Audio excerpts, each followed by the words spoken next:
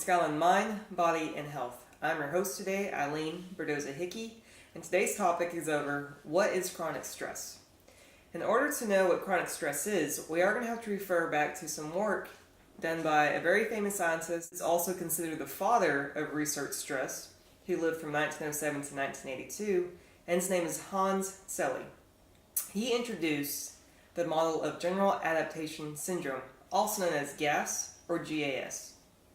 He determined that when he observed the human body, anytime a biological stress was presented, the body responded in such a way to find a homeostasis, or to find a balance to react to the stress being introduced.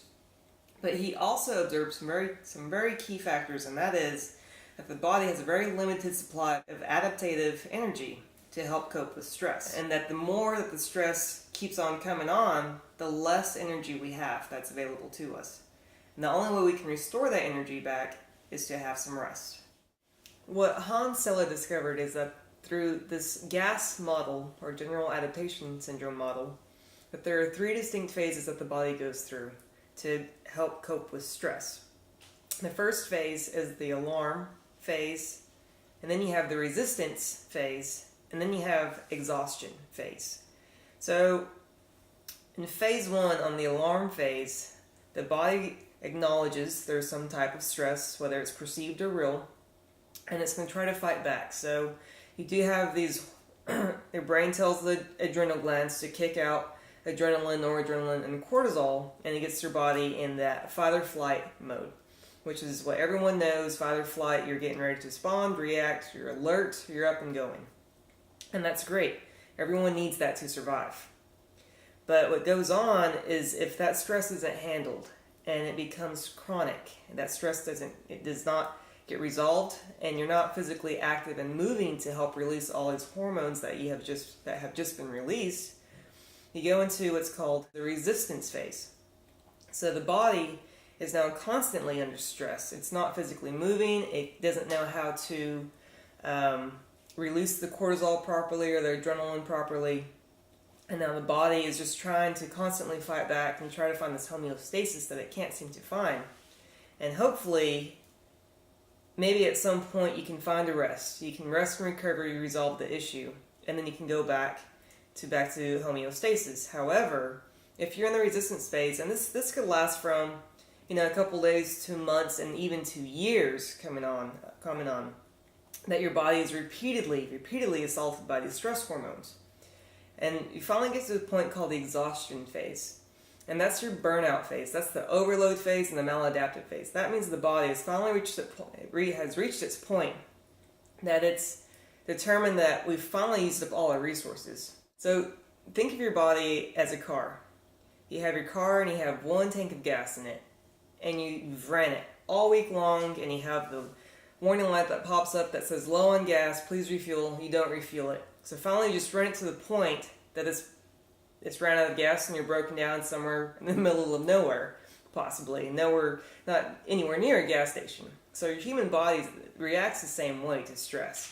If it's continually assaulted by the stress hormones and you haven't had a chance to rest and recover, in the exhaustion phase, a few things will start to happen. For example, your adrenaline gets shot out. Usually, if you can react quickly, use it up, it goes back to normal, great. But if it keeps on, then the adrenaline, it spikes up your blood pressure, which over a long term of time will affect the blood vessels, which will then, in the exhaustion phase, can eventually lead to stroke and heart attack, which is not good. And another example is the cortisol that's been released. If it's released over and over and it hasn't been addressed and it hasn't been reduced in the body, it can cause all sorts of issues such as cardiovascular conditions. It can cause strokes, gastric ulcers. It can also cause high blood pressure, sugar levels. Some other things that can be affected are your brain and your nervous system. Having high stress hormones in the system can affect your memory, and it can affect your thinking, which in the long term, if you hit the exhaustion phase, can also affect your entire memory recall. And it can cause things such as anxiety, depression, and maybe way down the road, which most of us don't want to think about, it may even affect a condition, or you may have a condition such as Alzheimer's or maybe dementia. So that's something that we have to be very aware of because we only have one body. And we always think of the now, but we have to look at the long term. What happens when we're 10, 20, 30 years older? How are these stress hormones affecting our body if they're not taken care of? You know, with the myriad of other symptoms that can arise, each person's different, but if you have this constant stress release of hormones, you're going to have high blood pressure, heart disease. At some point, you could develop rheumatoid arthritis as well as other stress-related illness. So we'll look at one example specifically, such as anxiety. What are the signs and symptoms of anxiety? Well, most of us know if you've ever been at a sports venue and you were an athlete or you had to give a public speech, everyone gets the nerves. And that's normal. You know, get a little bit of shakes, a little bit of maybe dry mouth, maybe get a little thirsty.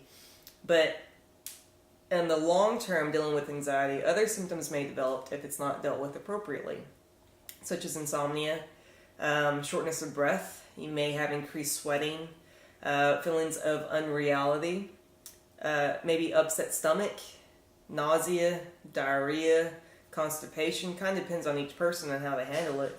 And of course, it can also impair their performance. So whether it's academic or work-related or family-related, it can affect all these things. So anxiety, even though we think it's mental, it's affecting so many other systems in our body. You know, it's affecting our brain, digestion, muscles, thinking. So there's so many different things that we need to consider that even though maybe one part may be affected, other systems in the body are possibly being affected as well.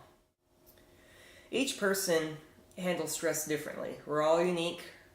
And what we have to think about, the gas model, is when you've hit exhaustion and we've been overloaded, that's our body telling us we've broken down.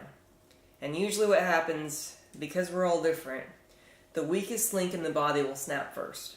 So if you have upset stomach issues, it could be your digestive system that goes first. If you have skin, that could be another thing that goes first. So a lot of us have this mentality of work hard, play hard, or work hard, work hard, work hard, and just work. But maybe, living in today's time and age, we should probably consider and instill in our thinking, rest hard. Until next time, to your mind, body, and health.